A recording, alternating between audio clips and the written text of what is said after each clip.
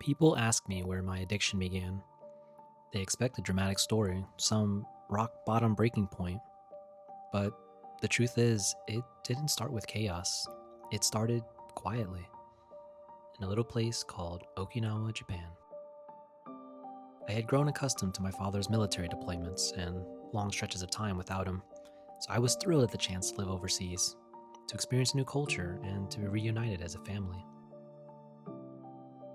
We had some incredible adventures over those years, including the birth of my youngest sibling. I'd love to tell you all about that, but this is not that story. I was 14, hardly self-aware like most of us at that age. Too young to understand the weight of what was happening, old enough to feel the consequences. That's where I had my first drink, with my first girlfriend. Someone who was hurting in ways I didn't understand yet. Forced to grow up too fast, already using alcohol as a way to escape her pain. 14, I had barely begun to understand what trauma was, and how it loomed behind you like a shadow. I just saw her sadness, and I wanted to save her. So when she drank, I drank. At first, it was just trying to fit in, to feel older, connected, part of the same secret. That's how alcohol entered my life. Not as rebellion, not as a party, but as a way to connect with someone who had lost their way too early in life. There's a part of this story that isn't mine to tell. Parts of it I wish weren't true. By the time I met her, she'd already lived through more than I could have ever imagined. Carrying weight no kid should ever have to carry. Living with experiences no one should ever have to face. And as a 14-year-old boy, I didn't know how to help. I didn't know how to support someone in pain. I barely understood myself. I just knew she was hurting. So I tried to be her protector, her anchor, her savior. But I ended up drowning with her, and neither of us had the tools or the language to understand what was happening. My freshman year of high school, I started slipping.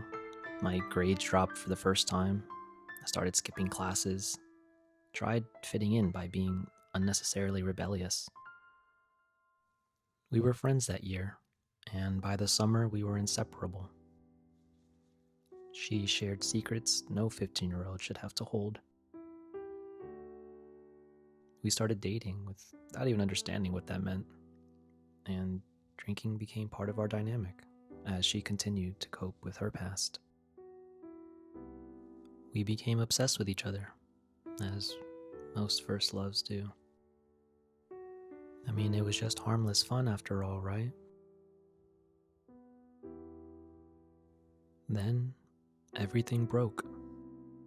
The first big break happened when I got caught bringing alcohol to school, stolen from my parents' liquor cabinet.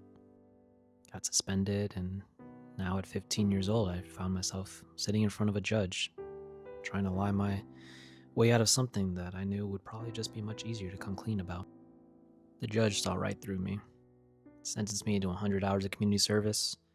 My family didn't know what to do with me. I didn't know what to do with myself. And that was the first time I felt real shame. Shame from letting myself down, letting my family down, letting her down. Shame that everything seemed to have changed almost in an instant. Looking back now, I can see it clearly. I wasn't a bad kid. I wasn't trying to rebel. I was overwhelmed, emotionally lost, carrying someone else's pain and my own confusion, unsure where to turn to, quietly suffering alone. If I could talk to that kid, I'd tell him he wasn't broken. He was just trying to survive the only way he knew how. After my suspension, my parents didn't know how to help me. The trust was fractured. Anger, frustration, and pain had started to take root in what used to be a blissfully ignorant kid. My room became a bare-bones shell, a place that once felt safe. They wanted me to stay away from her, which, of course, only pushed me towards her more, despite the consequences and the eventual heartbreak that was to come. And unfortunately, the story does not end there. Not with her. Not yet. So, when we left Japan, my parents put me in a private school in California. Their attempt to give me a clean slate, a better path, a chance to rebuild. They didn't know it then, but that decision changed everything. Because that school was right down the street from the all-girls school. And that's where I met Amelia.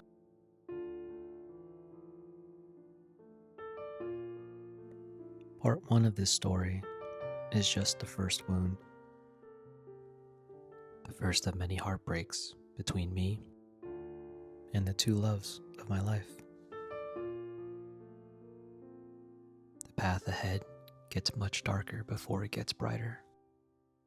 But without that first wound, it never would have led me to her.